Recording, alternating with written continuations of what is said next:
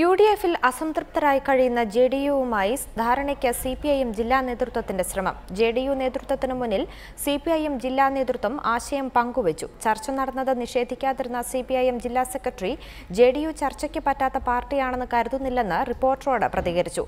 അതേസമയം JDU-വുമായി ചർച്ച നടത്താമെന്ന് CPIM തിരിച്ചറിഞ്ഞതിൽ നന്ദിയുണ്ടെന്ന് പാർട്ടി സംസ്ഥാന സെക്രട്ടറി ഷേഖ് പി ഹാരിസ് പ്രതികരിച്ചു.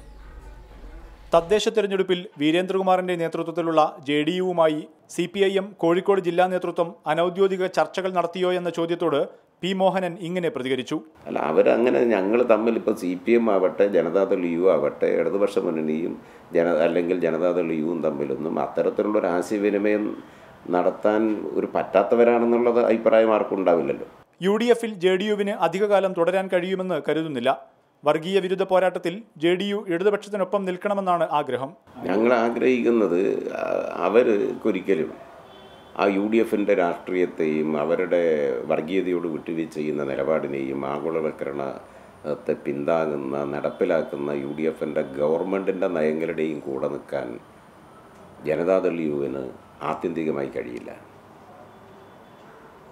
ആ ജനതാദൾ യു അവിടെ നിൽക്കേണ്ടവരല്ല എന്നുള്ള ബോധ്യം തന്നെയാണ്, അഭിപ്രായം തന്നെയാണ് ഞങ്ങൾക്കുള്ളത്. അതുകൊണ്ട് തെരഞ്ഞെടുപ്പ് പോലുള്ള ഇത്തരം സന്ദർഭങ്ങൾ ഏത് ഘട്ടങ്ങളിലും വർഗീയതക്കെതിരായിട്ടുള്ള പോരാട്ടത്തിൽ ഞങ്ങൾ പലയിടത്തും കൈകോർത്തിട്ടുണ്ട്, ഇനിയും കൈകോർക്കും.